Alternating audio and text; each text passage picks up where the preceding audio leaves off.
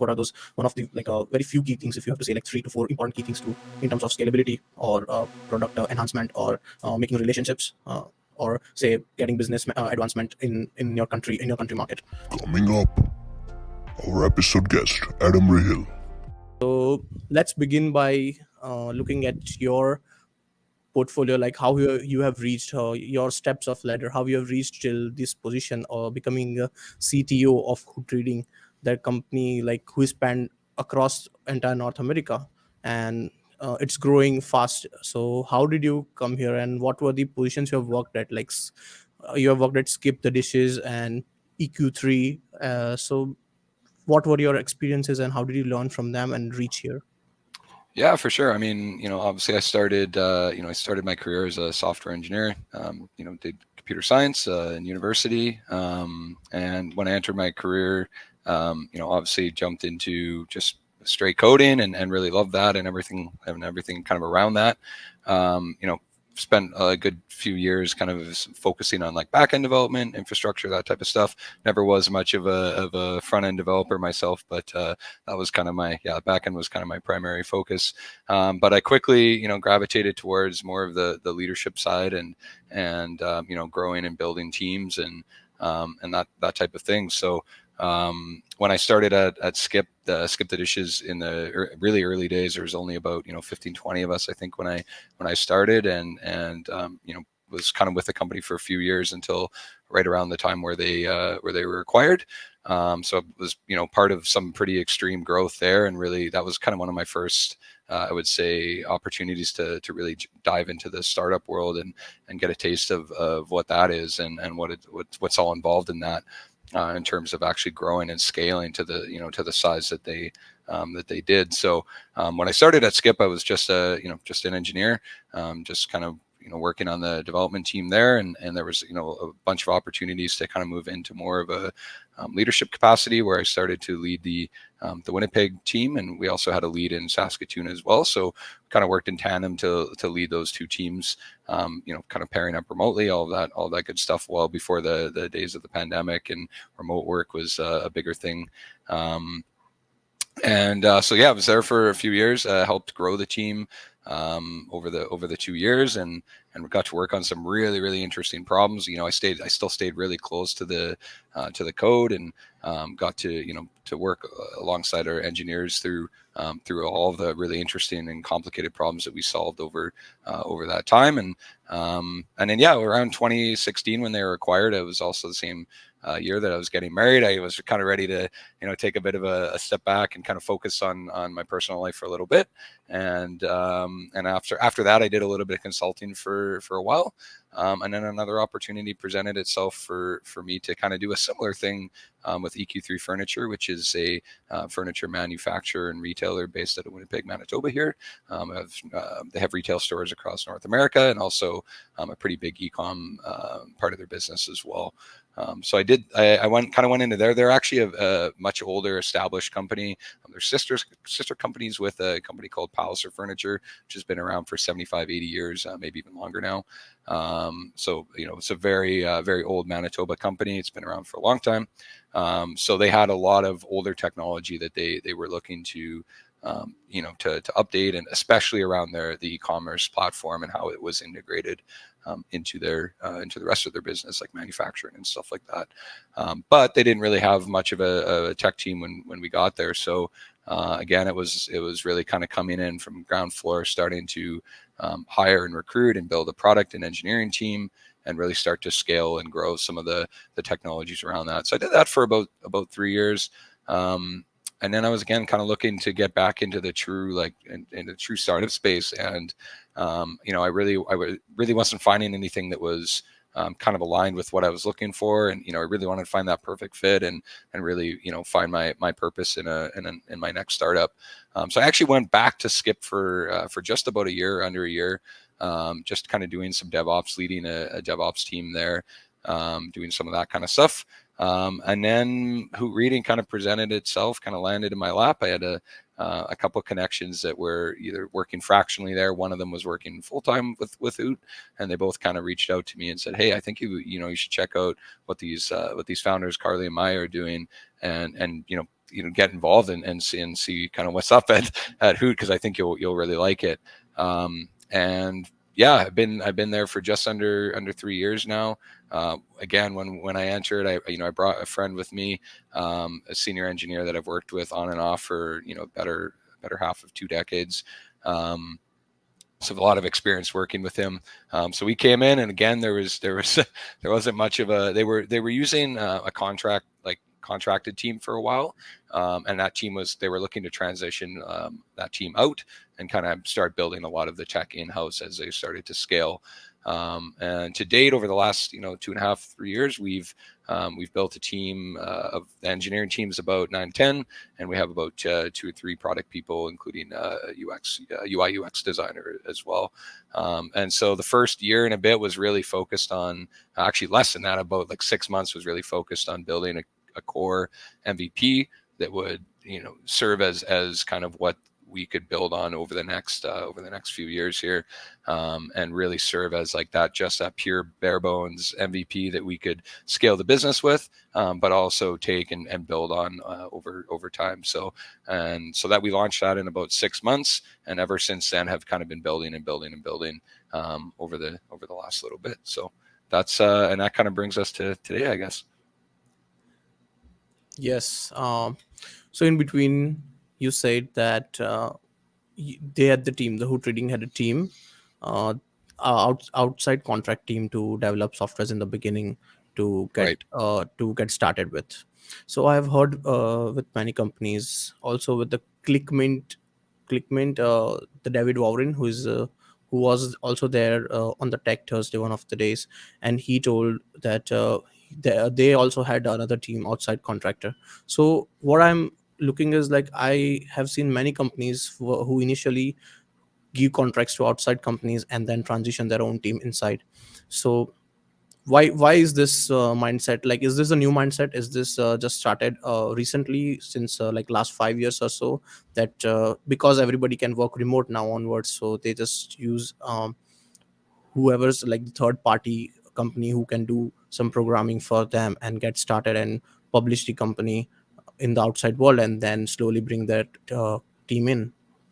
Yeah, I mean, I certainly don't think that it's anything new. I mean, like IT consultants, contractors have been a thing forever, including ones that are remote.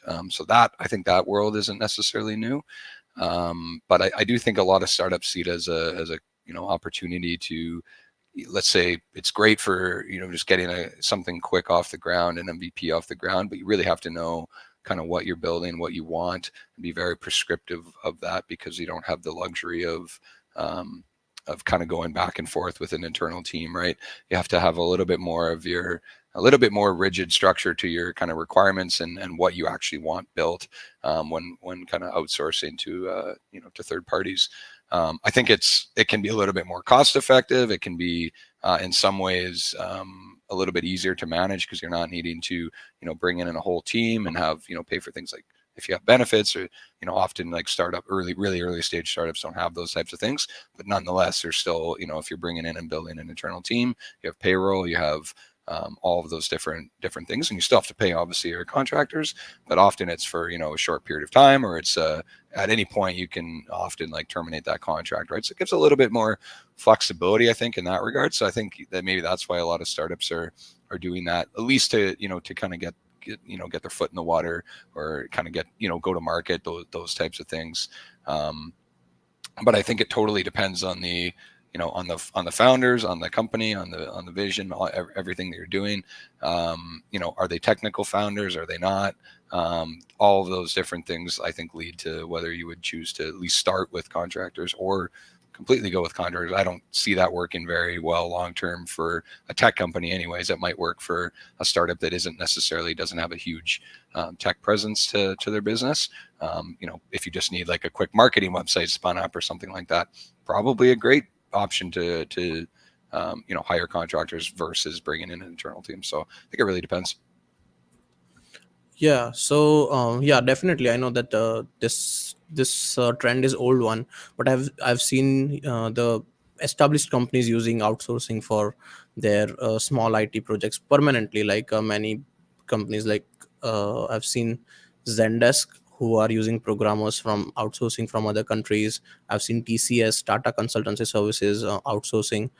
Many more companies they outsource after they have established, but I think initially when they are the founders are looking to get their foot in the waters, as you said, so their main motive is to just create their strategy, create their idea into the market, and at that point of time, like, the tech is just I guess not first priority, uh, apart from the tech founders obviously, but the tech is not the first priority, but to get their image outside in the market and their idea to broadcast to the entire world is more important, prioritized than looking into the tech side of things according to their own conveniency. And then once they are established, they boost the tech sectors with their own company. Correct? Yeah, and I think that there's so many cases of, you can really challenge yourself to, do I really need to start anyways as a proof of concept or an MVP?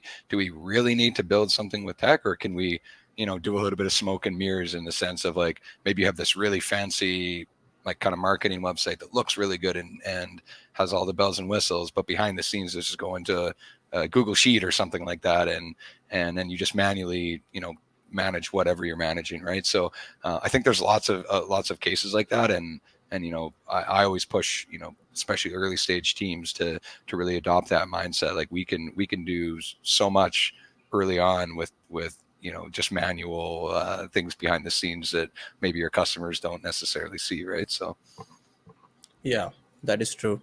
So, getting back to the point, you at several leadership positions, you groomed yourself into the leadership position. And so, what are the most important lessons and what are the most important transformations you have seen through the past decade while you moved from the programming sector to the management level?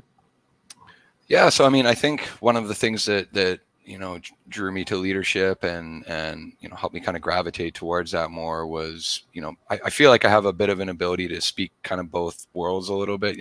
I have a good understanding of business, and I can translate technical things over to that side and vice versa, right? So and being able to speak kind of both of those things enables you to kind of do both worlds, I think fairly effectively, right? So if you're, I don't know that you necessarily need a super technical CTO when you're running a Fortune 500 company. It's very different than running a small team, an early stage startup, right? You probably want, or you really should have your have your CTO be fairly technical at that stage, right? So so I think a lot of what I can bring to the table is being able to kind of walk in both of those on those sides of the business, and be able to have a good understanding of both, and communication, I think, is, I guess, if you were to kind of simplify it, communication would be probably one of the number one things I think that makes somebody effective to be able to step into a leadership role, especially in startups and early stage companies. Obviously I've learned a ton of stuff over the years, both on the on the purely technical engineering side, as well as the leadership management side. It's not certainly not easy to to manage and to motivate and to do all of those different types of things, especially when you're grinding it in sometimes of the we'll call it the trenches of a startup, so to speak, when you're trying to scale and get a business off the ground. It's not easy, right? So one of the things I've got a couple things in my head, but one big one for sure was that somebody told me a long time ago was, surround yourself with people that are smarter than you. Kind of jokingly, if you find yourself sitting in a room and you feel like maybe you're the smartest person, find a new room. I always kind of love that analogy. I think that's really important. I try and surround myself with people that I think are better than me at what they, in their respective areas, right? So I'm not going to sit and and pretend like I'm the best developer in the room. No, I want to surround myself with people that are experts in that and are really good at that. And find somebody that's really good at product, and I believe I'm one of the things that I really bring to the table is the ability to kind of find and bring a collaborative team together that kind of fills all of those different gaps. And when you have all of those different gaps filled, all of a sudden you have a really good team that's that's high performing and helping to get to kind of where you need to get to. So that's a big one for me. Another one, when we're talking specifically, let's say about startups, is almost every day in a startup should be somewhat uncomfortable. If it's not uncomfortable, you're probably not pushing hard enough, or you're not, trying to get to that next level to be disruptive, or whatever it is. And it's just not the same as a bigger business, and there's different challenges, and there's different positives and there's different negatives. But that's one piece of advice that was given to me a long time ago, is if you're sitting and you're not feeling uncomfortable, you're probably not doing it right. And I've always thought that was a good one too. I think, again, alignment is really key, especially in startups. If you have to have a team that's aligned, not just on the tech engineering side, but also across the board. Because it's hard. It can be really difficult to take a company from nothing to something huge, right? So if you don't have people that are aligned with that vision and that goal and what you're trying to do, it's going to be even more hard to kind of get to where you want to get to. And then last one I can kind of think of just off the top of my head would be, I really believe that trust and respect go a long way. There's so many different philosophies on how you can lead and manage teams, but I think at the when you boil it all down, it really comes to trust and respect. If you can trust and respect your team, you're probably going to get that in return, and that comes in a million different ways. But at the end of the day, it's a two-way street, and if there's that respect and trust on both sides, you're going to do amazing things, right? So Yeah. Yes, I second that. So you said that one of your key strategies and one of your key strengths, uh, being in the leadership position, is that you know how to identify the people who can bring the best to the table, and who can uh, also add to the company's trust and contribution sector. So how do you acquire? Is that a skill that you learned over from the leadership positions, or that was a skill that it was just instilled from your culture or your upgrowing by the parents? that's a great question. I'm actually not really sure what I don't know that I could write it down. If I could write it down, it would probably be worth a lot. But it's one of those things where I just feel like I have a knack for kind of being able to pick up on what I know will work well with, like, maybe a team that I'm leading, or every team's different too, right? So just because what works with one team here doesn't mean it's going to work on this team there, right? So it's starting to, as I start to kind of build up the team, it's like, well, I know that I can tell right away that type of personality is not gonna, it's not going to work with this person, or these two personalities are going to clash, right? But yeah, I don't know that I have a way of, like, actually like being able to write it down and say this is exactly what I look for. But one thing is for sure, like, work ethic. Somebody that can demonstrate the just the sheer will and determination, and all of those different types of things that come with, like, having a good work ethic. That's a huge one for me. And again, that the whole, like, I have a very strict rule with all the teams that I build where we check egos at the door. There's, like, I just don't have time for that on any of my teams. I think that kind of goes with that trust and respect thing I was talking about earlier. But I just think that almost never works in a team dynamic. And so that's one, I guess, one characteristic I always kind of look for right off the bat. It's okay to be confident and to be very confident in yourself and what you do and what your abilities are. But there's a fine line between that and being, let's say, egotistical or anything like that, right? So that's one thing. But yeah, I think it's just a bit of a gut feel. I don't know if I just have that ability. I don't know. I couldn't pinpoint it. I was gonna go say the same thing, that you're just going with your gut feeling from inside, right? Yeah, I think Yeah. that's what it boils down to, right? So Yeah. So moving through the new sector, let's say today's landscape in technology has changed. apart from the tech companies who are developing the product of new age AI and machine learning, how do you think that other startups like edtech, fintech, clean tech, or any other sector of the startups, how do they use AI and ML to uh, power themselves up? That's a good question. I mean, it's a pretty broad question, right? It's tough to like, pinpoint exactly how each of them would do it, but I think it's opened a whole new realm of capabilities in terms of what companies and startups can come in and disrupt the industry with some of these newer technologies like, well, AI and machine learning. Obviously, things have been around for a long time, but we're kind of on the brink of like some really new developments in that area, right? Yeah, I mean, I think I'm having a tough time answering this one because I think it's so wide reaching. But like when I look Okay. at when I look at other, like when I look at like us, for example, I see there's lots of ed tech companies that have done, maybe aren't doing exactly what we're doing, but are have doing similar things, and AI and machine learning are things that just open up a whole new area that we can explore, and as a startup or as an early stage company, you have a lot of advantages over, let's say, a big established company, because trying to adopt some of those newer things and roll those out as new features or new products or can be a little bit more tedious and daunting as a big organization versus a smaller startup. So yeah, I mean, I think this, I guess where I'm going is I think this, like, the sky's kind of the limit in terms of like what you can, we're only just seeing now, like, just all these different projects and companies and things that are popping up, especially with things like ChatGPT and some of the other bigger developments in that space.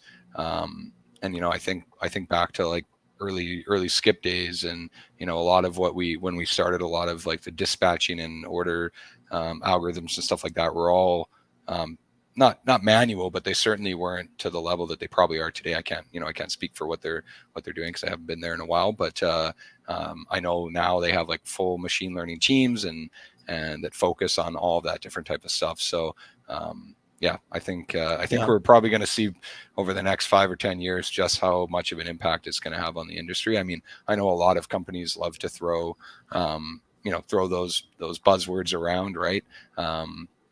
They can mean kind of different things depending on who you're talking to, but yeah. Let me make it easier for you. Sure. So uh, let's forget about the product. They're using AI and ML for the product, but I want to say, like, how do they use for couple different reasons in general? So let's say, for an example, the car manufacturers. I know they have automated plants to produce their cars, right? That they continuously assemble their cars using an automated power plant. So how does other sectors, like, let's say, can we go orderly wise, say at tech, and there is a food industry, then there is a financial tech industry. How do these particular sectors use AI and ML to help their team, like enhance their team culture and enhance their uh, production cost, or like moving fast in the production or something like that? Yeah, I mean, I think when you look at even if we're talking like food delivery, like, there's so many different things you can do when you start leveraging those types of technologies, right? Things that come to mind are not just in food delivery, but also in what we do at Hoot, scheduling of our teacher network, or in Hoot's case, scheduling of couriers.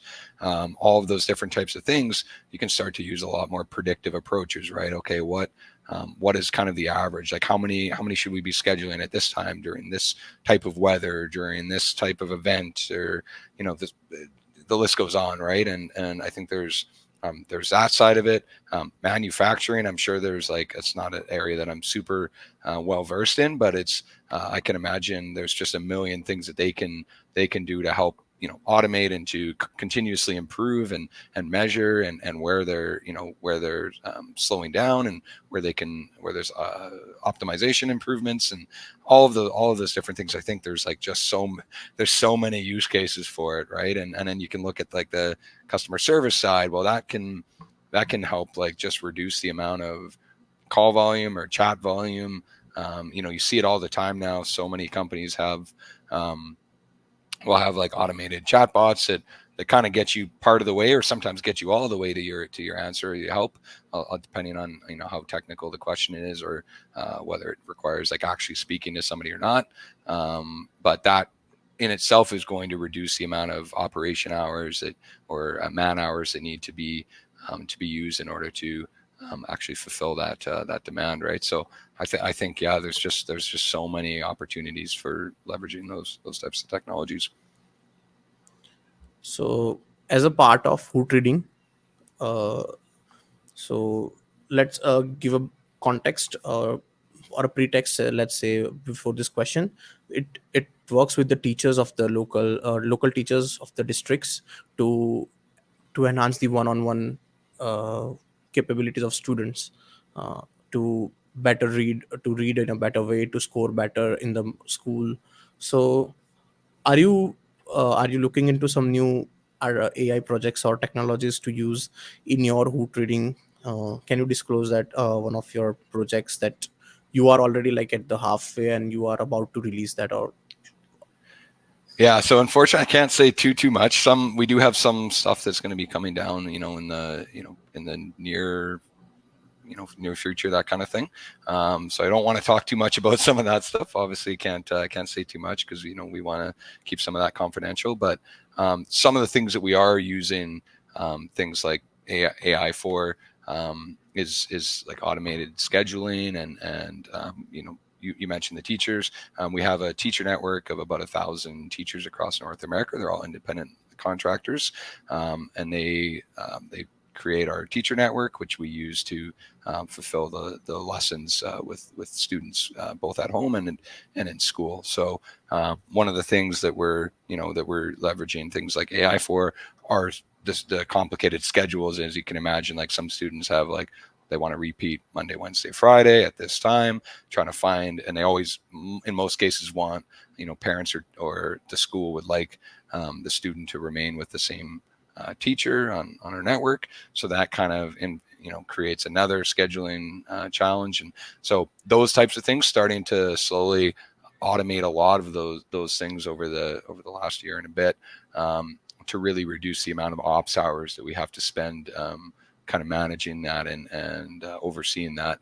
So that's one area. Another big one is kind of how we match students and teachers based on a whole set of criteria and attributes and all of those different things. So how do we ensure that student A is getting matched with the absolute perfect teacher for their personality, for the challenges that they may have when reading, a whole bunch of different criteria that we're still constantly learning and evolving over time, so that we can create that kind of that perfect pair to provide the absolute best experience with the best possible outcomes. So those are kind of two ones. We have a whole bunch of stuff kind of on our roadmap that, again, I'm going to leave out of the topic of this conversation for now, but we'll be able to talk about those publicly in the future when we roll those out.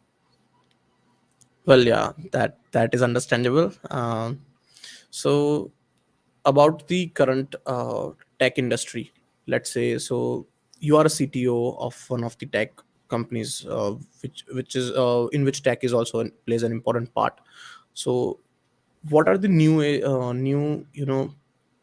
emerging companies or tech giants, let's say, who has the potential to become big from our like North American continent? Oh, that's a tough question. You're probably better off to ask an investor that question, I would think. But I mean, like obviously one of the biggest ones that we see everybody using now, like, is OpenAI, ChatGPT. That whole thing is I think going to be one of the most disruptive things that we're going to see in our industry in a very long time. And all of kind of these new startups that are going to come leveraging that technology and entering the market to disrupt, I think are going to be some major ones. But off the top of my head, other companies that I think will kind of explode is that's a real tough one. I don't know. If I knew, I would probably be investing a lot more, I think. Okay, so let's see, you are established in Canada as well as United States, right? Yep, you bet. Yep.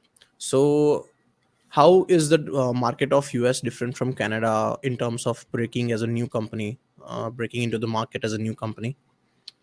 Well, that's a great question. I think in our case, ed tech, we're obviously dealing with working with children, and privacy and data around children is a huge can of worms. Doesn't matter where you are, but the U.S. has its own set of challenges with that because in Canada it's a little bit different than the U.S. because the U.S.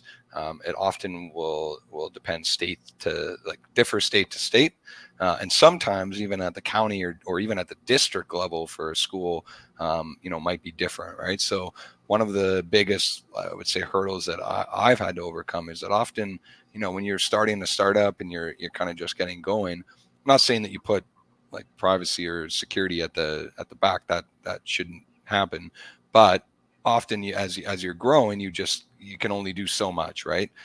Whereas when you're dealing with student data and working with children, you have to put that at the front. That's like you have to start with that.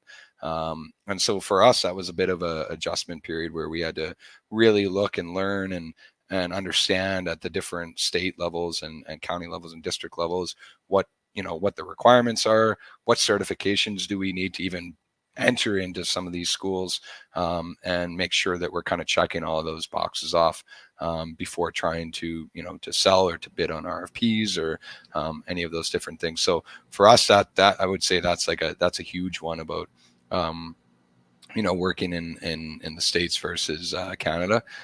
Obviously, much bigger market, much more competitive than Canada, at least depending on which industry you're in.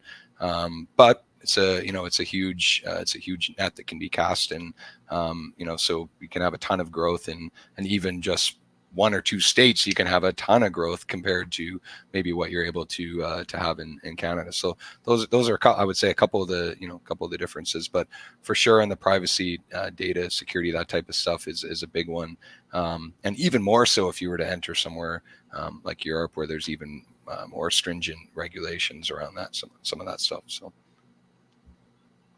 Yeah. So in between, you said the data security, and yeah, that is a big can of worms. Regarding that, how do you gain trust of the parents? It seems very tough to convince parents through the technology that okay, their kids will be better off, and getting them to spend money on your product. How tough is that? yeah, so I mean, one of the ways that we, if we're talking just privacy and security, there's a couple certifications. COPPA and FERPA are two big ones. I'm not going to try and break down the acronym because I'll probably forget the exact definition of it, but those are kind of the two massive ones in North America for privacy, data, security, retention, data retention, all that kind of stuff. When especially working with children and student data, and so those are two massive ones where if parents already, and district schools, etc., they all look for that kind of badge, and then you kind of have to, if you're working in that space, you're working in that industry, it's kind of a non-starter. You have to have that in order to kind of operate and to have credibility. So those are two ones. The other big one is really we let a lot of our kind of our data and our output kind of do the talking, right? So when we'll do a lot of studies and case studies and reports and all of the kind of data around, even if we just broke it down into one particular student, since they've started, where's the impact, right? So how much have they improved? How many grade levels the reading grade levels have they gone up? There's, I'm not the best person to speak on let's say the pure literacy side, because that's a whole other side of the business that, obviously I focus more on the technological side. But that's, impact reporting is a big one for us. Can we show the impact that we're having and the positive impact we're having on let's say the students at X school? That's one big way to start demonstrating and earning trust and credibility. and that's something that almost, well, all schools are looking for, but especially over the last few years where, schools are really looking for evidence-based programs and evidence-based tutoring that we can, prove works, and we have the data and to kind of back it up to prove that. So those are some of the ways that that we kind of, build up trust and credibility. Okay. So I know it's past the booking slot, but can I take a little bit more time of yours? Yeah, absolutely. Okay, perfect. So now let's say there are many people getting interested now, starting more startups. Every other day I'm seeing many people trying to start a new thing and their own thing and starting a startup and looking for their investment and stuff. So what are the one of the important things that you should look at if you are in the leadership positions? From your experience, what are those one of the like very few key things, if you have to say like 3 to 4 important key things to in terms of scalability or product enhancement or making relationships or say getting business advancement in your country market? Yeah, I mean, I'd say the biggest one. I mean, we kind of talked a little bit about it earlier, but I'm a big believer in the MVP philosophy. I mean, like minimum viable product philosophy at when building a company and when starting a company. I believe you can do so much with little, and you don't have to have all the bells and whistles. It's kind of the philosophy of, if you want to you have an idea to build a transportation device, and maybe in your head that you're kind of seeing something like a car one day, right? And that maybe the car didn't exist. Rather than start with building a car, let's start by building maybe a skateboard and then elevate that to a bicycle and then a motorcycle and then a car. Because if you try and build a car, you're going to end up maybe that's not what people want. Maybe you build that and that wasn't the right thing at all. And now you've spent all this time, money, resources, energy building a huge end product that maybe nobody wants, right? So really small iterations, test it, release it, see how your users are using it. Again, it totally depends on what the business is and what you're trying to do. But I think that you can apply that philosophy almost across the board. That's a big one. Another big one is, finding the right people at the right time, which kind of goes a little bit with the alignment thing. It's easier to have not 100% alignment when you've got a big company of, hundreds or thousands of employees than it is when you have a very small group with a really hard goal in mind that you're trying to reach. Right at that level, you got to have the right people. You got to have a team that's dedicated and probably very entrepreneurial type of spirit and willing to kind of just lay everything on the line and just and give her to kind of get where you need to get. Those are two things that kind of pop in mind. I think having solid tech does really help solve a lot of problems. I mean, again, it totally depends on what the business is, what you're trying to do, but having a really solid engineering and product team that is aligned with the business, understands what the goals are and where you're trying to get to, and kind of surrounding all of their roadmap or around that, it can be very easy to have a team that can want to diverge and focus on like cool little things that they want to they want to build and whatnot. But at the end of the day, it's like not always about building what's cool. It's about building value, right? And those two are not always necessarily the same thing, right? So having a team that kind of gets that and can kind of be built around that is another big one. And I think like know your market, right? I mean, which kind of goes hand in hand with the small iterations, like test things out. Make sure that you're building something that people want, and you have the the evidence or the data to kind of back that up. Like you've taken something, you've tested it out in the environment, and this is something people want. So you're not wasting time building things that you shouldn't be, right? So Yeah. So let's say the first thing that you said, that building a minimum viable product is one of the key things that you believe in. So let's say let's take your company for example, Hoot Trading. Uh, how do you make everybody focus on the MVP? Like, what is the MVP of food trading, and how did you start, like, with your MVP and putting focus on the MVP, and how do you make your MVP work bigger than your words, and how do you do that? Yeah, so I mean, it kind of goes with when I mentioned earlier about every day should be a little bit uncomfortable. I can tend to be a little bit of a perfectionist. I want things to be, work well and have a good user experience, all of those different types of things. Pretty hard to do like a true bare bones MVP while having that, right? Those two don't really go very well together.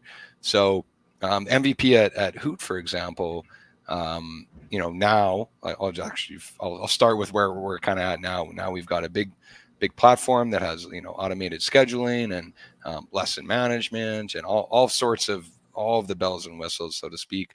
And the lessons are scheduled, and the teacher network, the teachers will join the lesson, kind of open, and they'll join at a particular time for that lesson.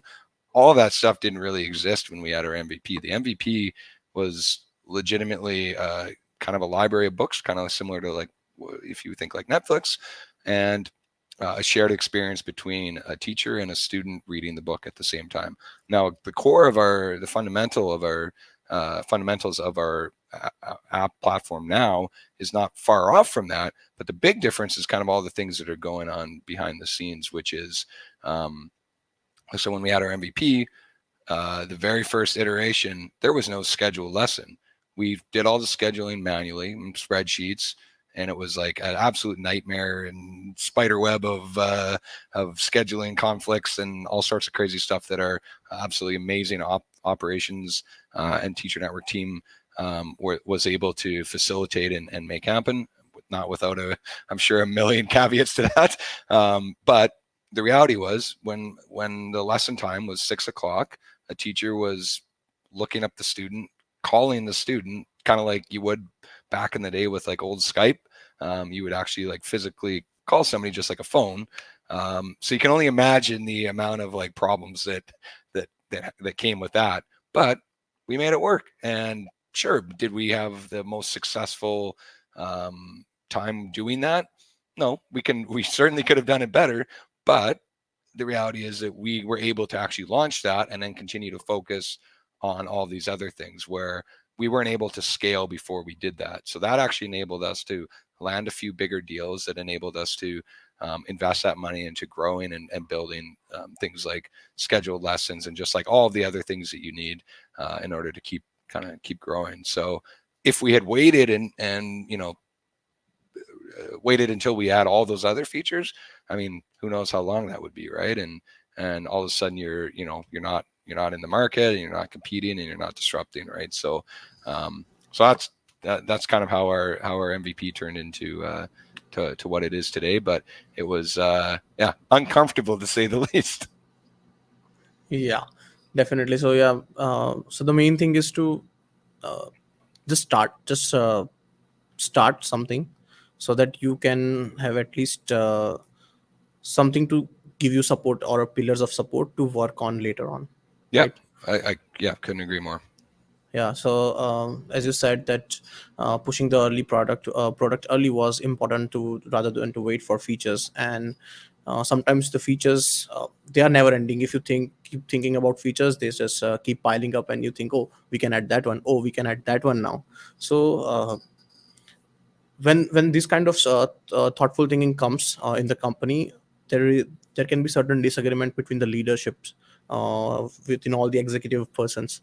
So how do you handle that? Like, you have been in the executive position right now, so how do you manage the relationship between your co-founders, the two mothers who are the co-founders of the Hoot Reading, if I'm not wrong, and you are in one of the executive positions, and if there are a couple of more people, so there are 4 or 5 people, and sometimes there's disagreements between among you all. So how do you handle that?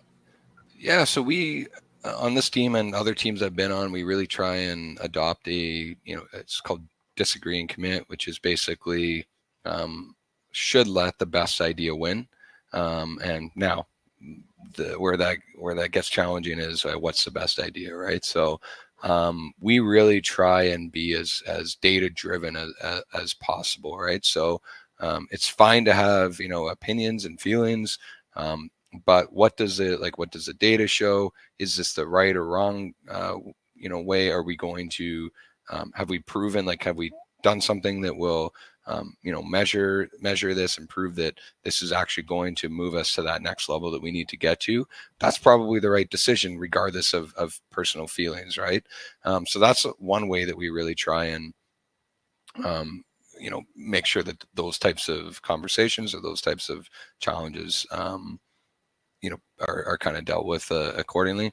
Another big one is we really started by trying to let each person be responsible for their area, right? So and that can also be challenging, but when you know, they brought me in to lead the technology, so often almost all of those types of decisions and you know, the, aside from maybe a little bit of the roadmap and stuff like that, are kind of left in my court, and are my responsibility to, you know, to make sure that they're aligned with what the rest of the business is trying to do and enable them to kind of get where they need to get to. So we actually don't really have a lot of that. I think that you know, we work really well together, and you know, in the past, it sometimes comes down to like at other companies or other teams, it's come down to, you know, get yourself in a room as like whoever the decision makers are, and it doesn't matter how long you need to sit in that room and work through it. Come out of that room with what the decision is, and that's where we're going, right? Doesn't mean you can't come back, and maybe we try, that didn't work, and maybe we try something else. But yeah, I think it really depends a lot too on the, you know, on the founders, the team you have. You know, some founders and companies really want full control of kind of all the decisions, and that's obviously going to create a bit of a different dynamic versus kind of what we have, which I think is a pretty, you know, cohesive team that works well together and listens to each other, and who's kind of the expert in which area, and we seem to really work well together. So we don't have a lot of that at Hoot, which is, I think, a good thing. That is great. That is a great one, like one of the great lessons I think everybody should learn when they are the new aspiring to founders. So that is one of the great ones. And another thing that I wanted like everybody to learn, like even myself, I want to learn, when in this country, let's say right now we're in North America. Let's first talk about our North American continent. If we want to start a business, there are two approaches sometimes comes to mind, that we should start something unique, and we should wait for something that we come across a unique idea, or we keep foot in the business that is already running good with everybody else, and we keep foot in that, and we we wash our hands with them as well, with the other people as well. So what should be the approach in North American continent? And later on can explain also what should be the approach, like keeping the entire world in the conception. What should be that one? Well, tough question. I love the art of disruption. I think it's such a interesting way to approach a business or approach an idea. One of the one of the famous things that, or one of the most memorable things that anybody's ever said to me in that kind of on that topic or in that regard is, you don't have to be, I think I'm just try and get this right, but you don't have to be 10,000 times better. You just have to suck 10,000 times less. And so if you can do that, you probably have a pretty good business idea, right? So I personally love to be in the let's take something that maybe already is existing and find a way better way to do it, and where the problems are. Maybe there's like a monopoly or oligopoly around that particular type of business. How do we enter that? How can we be somebody that can come in there and start disrupting that space a little bit? Personally, I think that's you have to, have a lot of tenacity in order to, I think, succeed in that side of it. And then on the other side of it, coming up with a brand new idea, that's also a tough thing to do. I mean, there's always new ideas, right? But is your idea good? Is it scalable? Will people want to buy your service, whether it's businesses buying it or consumers buying it? yeah, I've spent most of my time, almost every startup or company I've worked in has been a little bit more in kind of that disruption side of the business. So for me, that's kind of, I guess, where I spent most of my time. But I'd love to, to see and maybe one day be part of like a brand new idea that's kind of never been done before. But those are kind of becoming harder to come by with the with everybody kind of getting into startups and tech, and just how many people are into that world now. So yeah. Yes, especially with many people, like hundreds of people planning for startups every month, it's tough to get a unique idea. But yeah, definitely, as you said, the disruption in the existing industry is one of the great approaches. Now, you are one of the leaders in tech, so one of the key things is to stay up to date in tech industry, as it is now. It is revolutionizing itself too fast. Like every couple of years, there is a huge change in the entire technology, that the past technology gets outdated very Yeah, pretty fast in some of daily. yeah, in some of the sectors especially, it just gets outdated like in quickly, in just 6 months. Every 6 months it gets outdated, and in some of the technology stays for longer duration. So how do you prepare yourself to stay up to date and to stay ahead of your rivals? How do you Yeah, prepare yourself? so I mean, I try, again, I talked earlier about surrounding yourself with really smart people. When you do that, the chances are you're going to probably be around topics that are current, and those people are staying current. So by virtue, you're kind of doing the same. I also, like, as I mentioned earlier, I try and be a fairly technical CTO. I go ebbs and flows, where some weeks and months I'm right in the code, and actually getting to participate in working on feature development and stuff like that. And other times I'm focused solely on the business side of it. So it really kind of depends. But that's one way that I try and stay current, is by actually doing. And if I'm not doing at work, then I love to just jump into little side projects. I have tons of friends that work on a million different things that are always like asking, hey, how should I do this? Or if they're more technical or less technical. We're always spitballing ideas, and that's always an opportunity for me to kind of get in there and, let's kind of look into like how people are doing it now, and like try and understand and learn and build with new technologies. Our team, we really try and ensure that we're constantly staying up to date on different frameworks and patterns and stuff like that. That's that's a challenging thing to do, as as you said, it's changing, and especially in like the JavaScript ecosystem is changing daily. So it can be a very daunting task to do that, but we try and make sure that we're always staying current. It's much easier to do a minor version upgrade than it is to try and upgrade something that you haven't touched in 4 or 5 years, right? So that's one way. And then the other big one is, I mean, I know you're a regular at Tech Thursdays in Winnipeg here. That's expanding. They have one in Calgary now. But I think, doesn't matter whoever's listening, wherever they are. I think that, there's these types of networking events that pop up all over the world. And I think that's such an important one to attend, not just from like a networking perspective, but also staying current. You're not naturally probably going to sit down and have a beer with other developers, and you're going to be talking about the things you're working on and talking about current trends, and you're probably just going to end up absorbing that knowledge and staying a little bit more current, or finding something to maybe look into on your own time, and maybe, or you're like, oh, that sounds really cool, I want to build a side project with that, I want to try that out and learn that. So those are I think some of the major ways. There's obviously a bunch of other ones too, like taking different courses and those different types of things. I'm personally more of I like to learn by doing and just jumping in and kind of reading about what's new, and then just trying to learn it as I go. But everybody's different, right? Some people prefer kind of the more textbook style, and actually sitting down and really learning it manually, that kind of thing. So yeah, I think there's lots of different ways to do that, but networking is the biggest one. I think I'd encourage anybody to find an event that's like that and get involved. And whether it's hackathons or networking events or side projects or open source contributions, those types of things, I think are all great ways to stay current and learn. So Yes, I do surely agree to that. I have learned a great deal of things by coming to the event that happens at our Winnipeg regularly. So it's very useful. Now, moving forward, what are your personal interests regarding the new technologies that you see every day? What are your personal interests uh, with like latest about the latest technologies? Which ones do you love?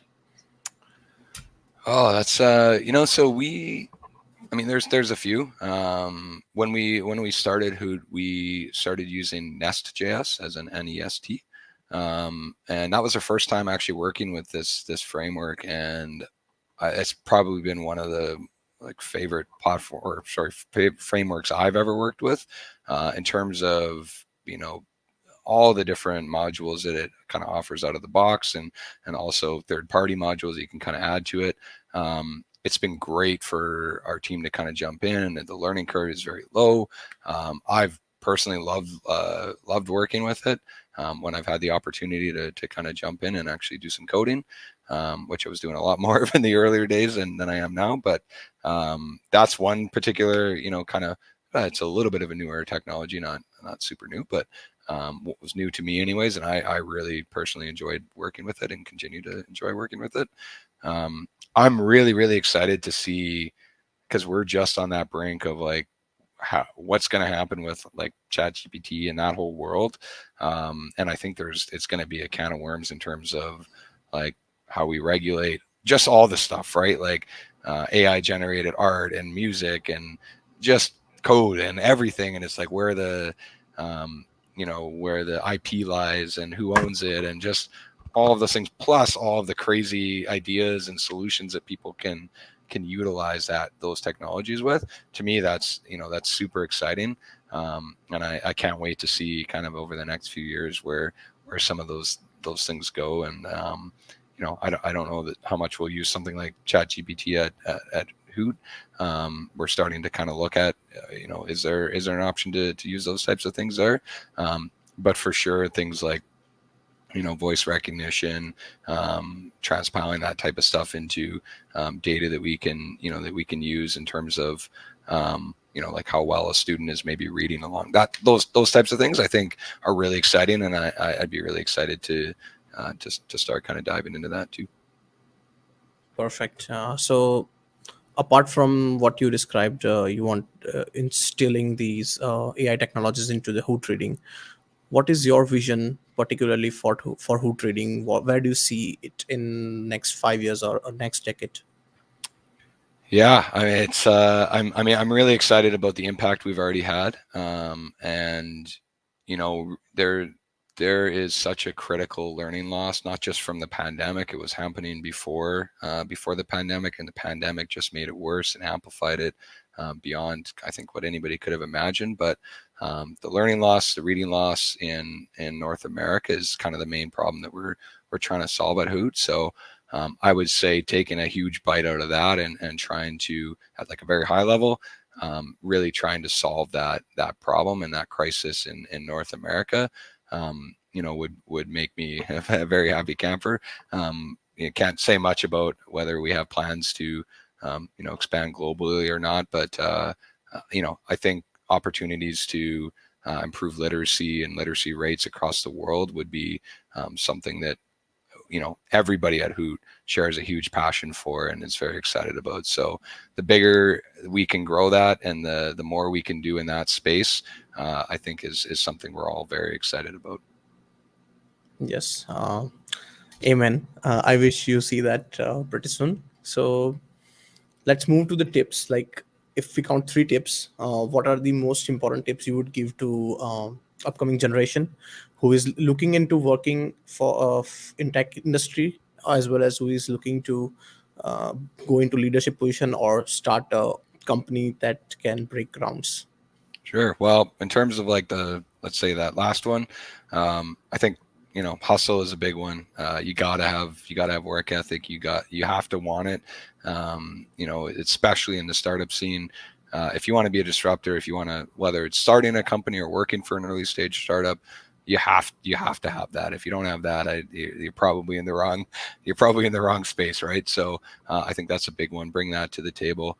In terms of like tips maybe for people early entering into the industry, it's such a saturated market now. So you have to do something to try and separate yourself from the rest. And I think that goes across the board, not just in the tech industry. It goes whether you're applying for any type of job, but especially in that space now with, a lot of people can take courses and learn how to code on their own.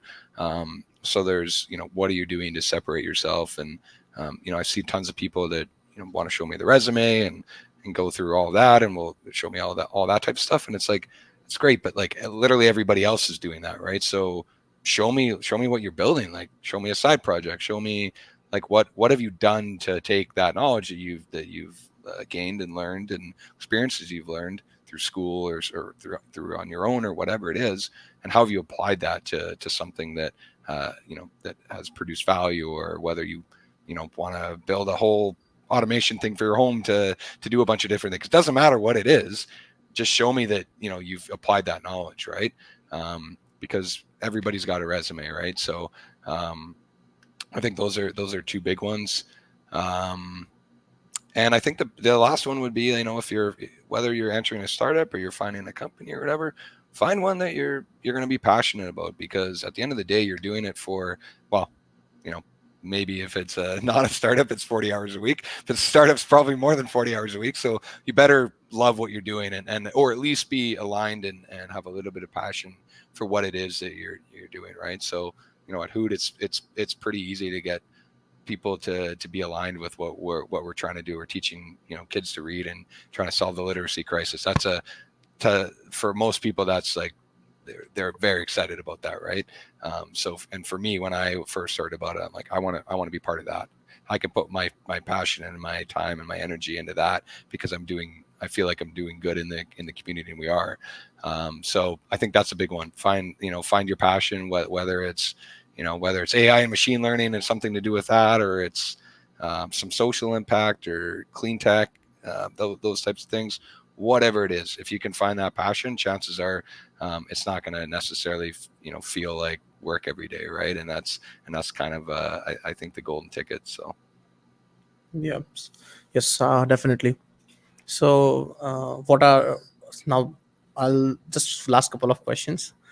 What do you think, what are the last few very focused tips to work on themselves, to people to need to work on themselves, to make their personality uh, in the tech industry, and also how do they balance their personal life, because entering into a startup arena takes a toll on your life.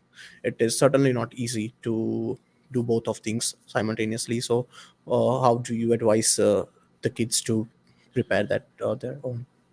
I think in terms of self-improvement, that type of thing is try and focus on being somebody that people want to work with, right? That doesn't mean you can't be a hardcore motivated person.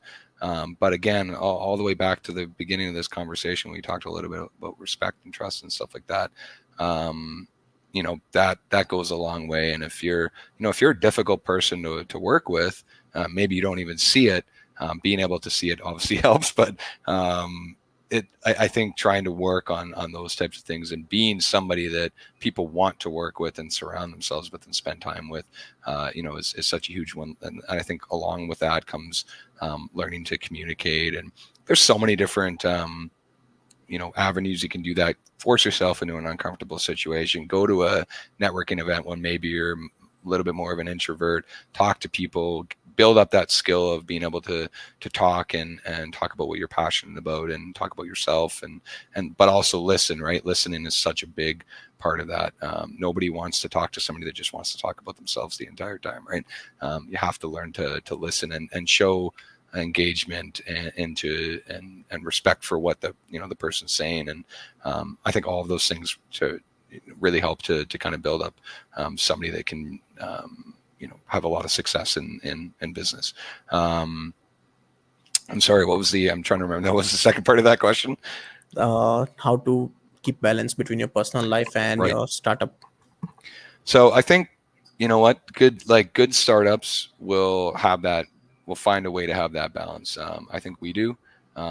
We hustle hard and we work hard, but we really do try and have a pretty happy medium between the two.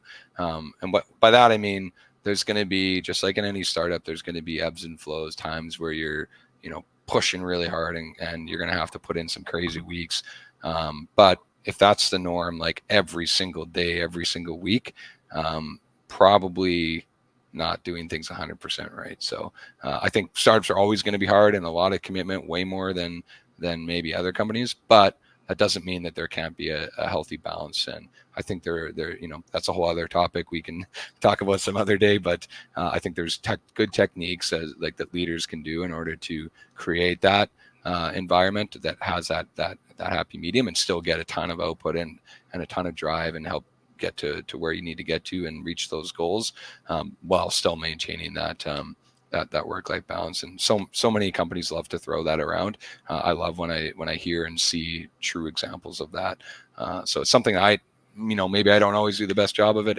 I'd have to ask my team, or you'd have to ask my team, but we really do try and maintain a pretty healthy balance between hustling and taking care of ourselves as well. So Thank you very much for sharing all your wisdom.